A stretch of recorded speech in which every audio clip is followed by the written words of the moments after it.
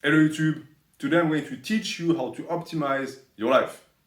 I have a lot of people who ask me how it's possible for me to be releasing that many videos on top of working 50 hours a week, on top of training 20 hours a week, and having a family and hobbies.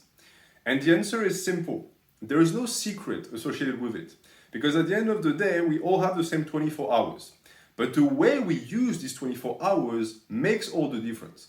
And a key component of the life of hyperproductive people is that for the most part, they all have the same thing.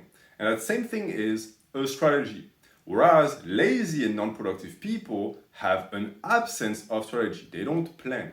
So if you absolutely want to optimize your life to become a better human, you are going to want to listen to this. Because I'm going to give you very simple and very to the point things you can apply in your life. Since, I don't know if you've noticed, but I'm not an out of touch millionaire who is on the grind set and is going to tell you to sacrifice your sleep to become a good drone and a good corporatist slave.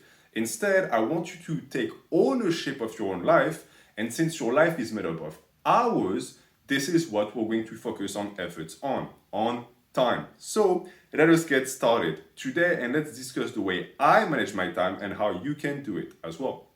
The first thing we're going to do is we're going to start looking at time for what it is, which is a resource, the most valuable resource at that. Meaning that forget about money. Money is nothing. At the end of the day, money is the transformation of time.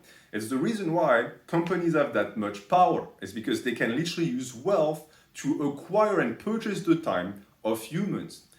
If you are like me, this is something that you know because you sell some of that time.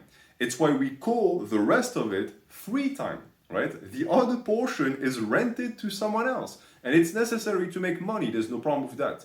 But what we're going to learn to do today is to take control of that free time of yours, because if you're not careful, that free time ain't going to be free anymore. It's going to slip right out of your grasp. Since I'm sure that you've noticed, because you're a lifter, but when you talk about lifting in general to people who are not lifting themselves, what they'll tell you is, oh, I don't know how you find the time. I'm too busy. And sometimes they even try to flip the script and pretend that maybe it's because you don't work as hard as them. I always work harder than they do. It's just that in the end, the truth is that they simply don't manage their time properly, and this is why they can't find it. It is no surprise. You most likely don't make that mistake. But what you could be doing is you could work better with the time that you have allocated to yourself.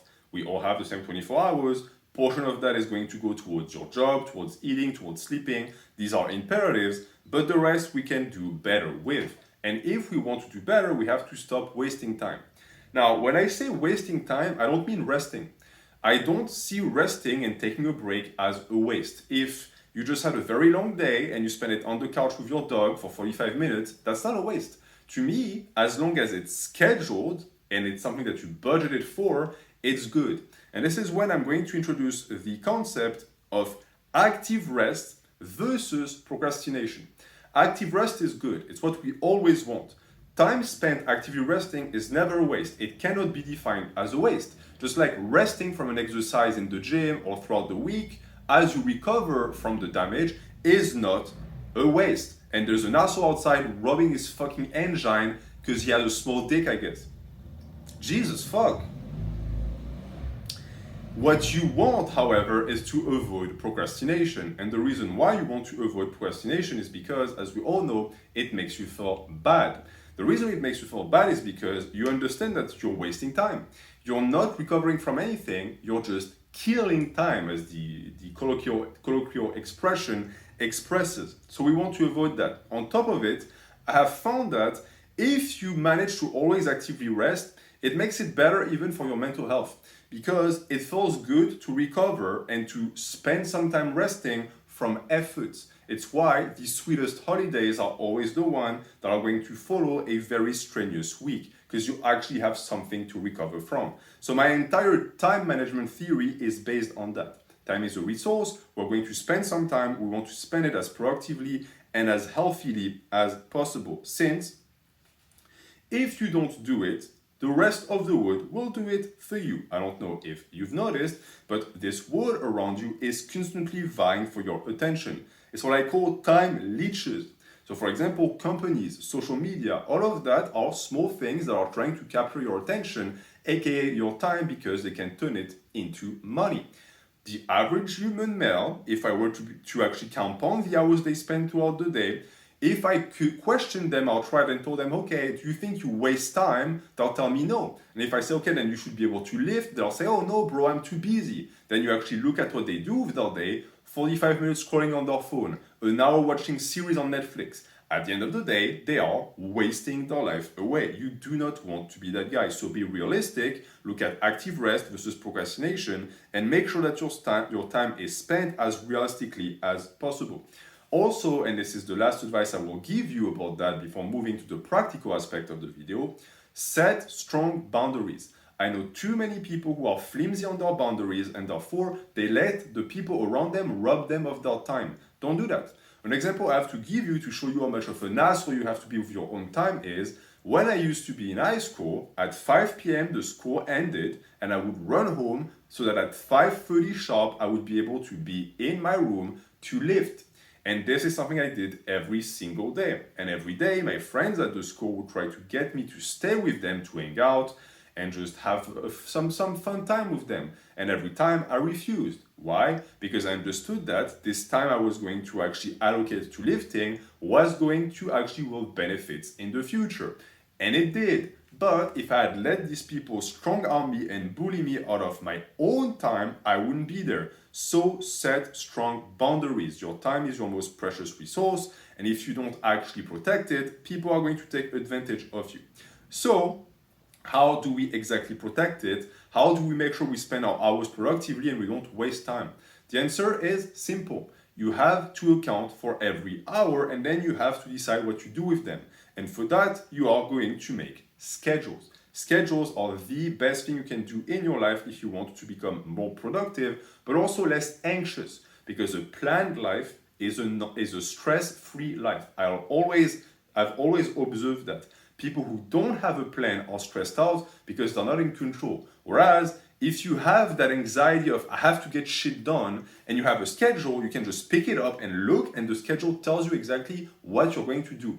I speak from experience. I'm Mr. Schedule.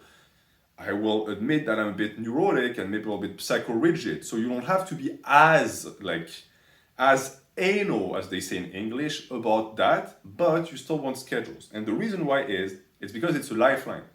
For me, when I was in grad school, the only reason I survived these years that were like hell is because I had schedules with me. My life was a desk with a laptop, a chair, a bed, and a fridge. It was my entire life. And every single day, I would sit down on that desk to do my grad school work. And on that desk, there was a pile of sheets. And I remember they were pink because I used to steal them from the school because I was broke. And what I would do is I would write down schedules on every single sheet for every single day. I knew exactly what needed to be done for that day. And I also had a sheet for the weekly activities. And this was my bread and butter. I survived that hell because of it. Because every time I felt lost or I didn't know what to do, I knew that I could always redirect my attention to the schedule, and the schedule knew better because I knew better. I preemptively planned, always planned. I know that there's a ton of people, especially in the lifting community, who like to go with the flow. These people will have shit physics forever. When you train with your instinct and you don't have the program to follow, you are not going to make the progress you expect. Same in life. If you just float freely through life and you think that things are just going to fall into place, they won't. You're going to waste your time away and you'll go nowhere. You have to utilize your time properly. You have to plan how you allocate your resources, and the best way for that is to make schedules and to write them down. I cannot impress that upon you enough.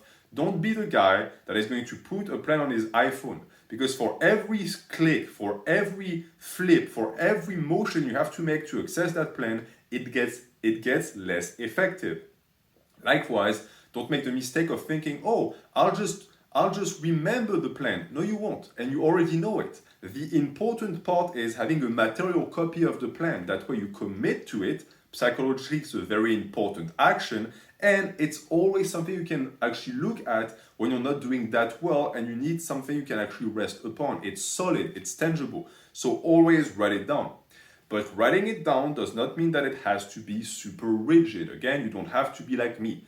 I am insane in the brain, okay? I plan everything. I know what I'm going to be eating in 2 days. I know what I'm going to be lifting in 4 days. I understand that the average human is not like that, and you don't have to be like that. You have to simply find a way to schedule for yourself. And that is going to entail flexibility, okay? An issue and a problem I see many people make, me included, is that we tend to make pyramid schedules. So it's a schedule that is, in a sense, always interconnected. So if you have task 1 to 5, until you have done task 1, you can't do task 3. That's a big mistake because you just created a blocker for yourself. Now, if you can't do task 1, you can't do anything. Don't do that. All right? You don't have to actually create an organized timeline for your schedule. This is useless. The only thing you need to have is the raw activities that need to be completed for the day. You will find what needs to be a priority as you go. You already know that. You don't need to write it down. And by doing that, you're going to make sure you can always get something done. A schedule, I remember, still vividly remember, my sheets of paper for grad school. It looked like a bingo because I would get anything I could done. And it meant that I rarely started from the top. I would get done everything that I could. And this is how I was hyper productive. I'm still the same today. I planned that I want to make this video, I want to train, I want to take the sun, I want to go for a walk, I want to read that book. But I have no order. That way, throughout the day, whenever there is a pocket of time open, I say, okay, I can do something now. What do I want to do? What can I do? I look at the schedule. Okay, this looks good. Let's do that now. It's a principle I've applied to my videos. It's the reason why I can be so prolific on the channel and I can make so many videos and content for you guys. Is because I know roughly what I want to do, and whenever there is a spot available, I do it. So also do that for yourself. Make it as flexible as possible. Flexibility is truly the key to productivity. It's what I firmly believe. And once you have that done, you'll realize also that this ability to prioritize the things you're most excited about will open the door to another productivity hack. And that is building momentum by doing things that you want. If you have, again, a rough schedule that is extremely rigid where you have to start with one, well, if you can't get one done, you won't get anything done. It will stress you out.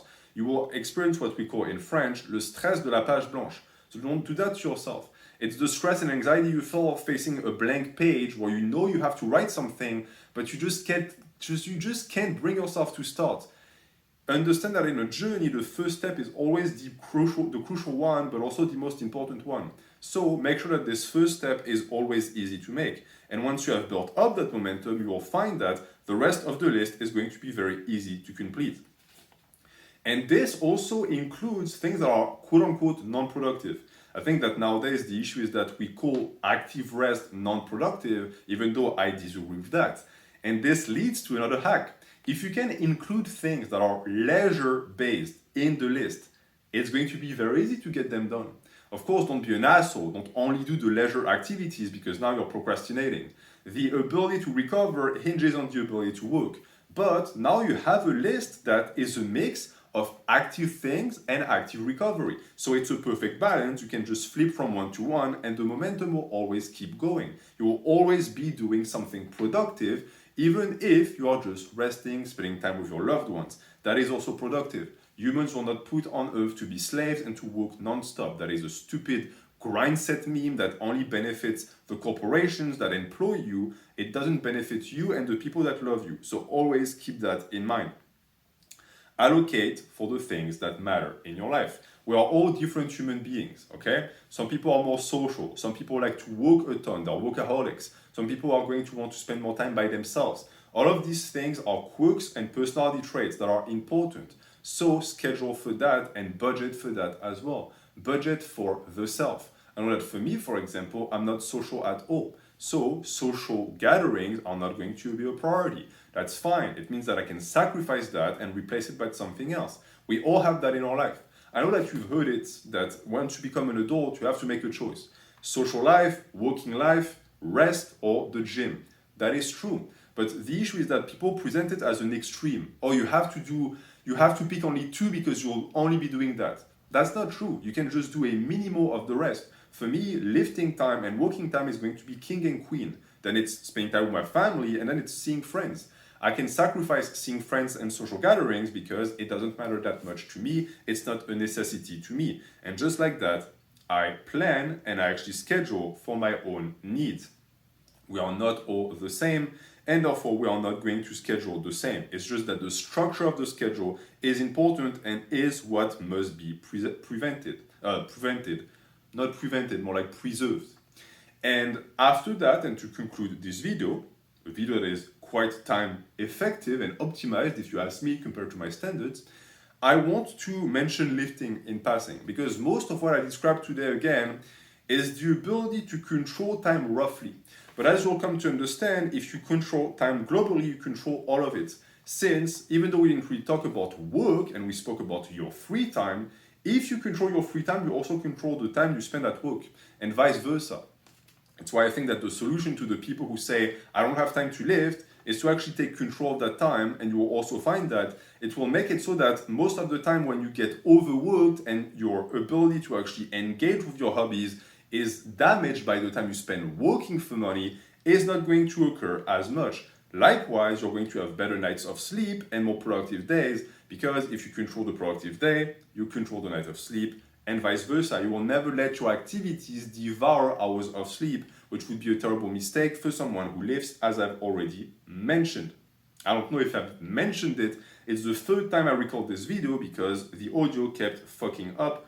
So just in passing, do not, and I know it's something that sometimes grindset gurus like to share, do not sacrifice sleep to get more done. That's idiotic. Preserve your sleep. I sleep 7 to 8 hours a night, every single night. That's very important. And once you figure that out, you also figure out that your ability to keep to the schedule and to be productive also hinges on your ability to stay energized. And the best weapon you have for that is the gym. Because as we all know, lifting energizes you. It either takes away or adds energy, one or the other. So use that weapon as well. If you're the type that gets hyped from the gym, start your day with lifting, and then you can budget and allocate around that. If you are the opposite and you're like me and you are spent by the gym and you have a job that's very cerebral where you accumulate a ton of physical stamina that you have to spend to be able to sleep, train at the end of the day. These are very easy guidelines, but just like that, your schedule becomes much easier to create. Once you have lifting at the center of everything and it's placed, you can place the rest around it, just like you would build a house around a base. And just like this, you'll find a way to optimize your life. All of the pieces of the puzzle will fall exactly where they belong, and time management is always easier when you have things in front of your eyes. It's the message I want to preach today. The people that waste time and that don't know where the hours went are also the people that are going to wake up in 5-10 years with a ton of regrets, because regrets, I have developed a Jamaican accent for some reason, because they're the type that are going to look back and say, where did the time go? Well, the time flew by because you didn't take control of it. So treat your time as your most precious resource. It's like a pile of gold. If you leave it unprotected and you don't account for the pieces of gold and the coins in it, they're going to disappear. People are going to take it from you. They're going to just fall to the side. Always keep an eye on that, because this is what your life is. Your life is the hours that the day make. And so this in truth concludes this video. Make sure that you are in full control at all times, and that should also ensure that you can keep lifting forever and you don't end up like one of these people that slowly gives up on the iron because they somehow, for some reason, can't find time or their energy runs out. This is the worst fate a lifter can suffer, and I don't want any of you guys to suffer it. But if you apply the advice I gave you today, you schedule, you have boundaries for your time, and you make sure to apply a productive approach to the mindset of optimizing your life in general, you should be just fine. I'm going to leave you with that. Thank you for watching. Have a good night.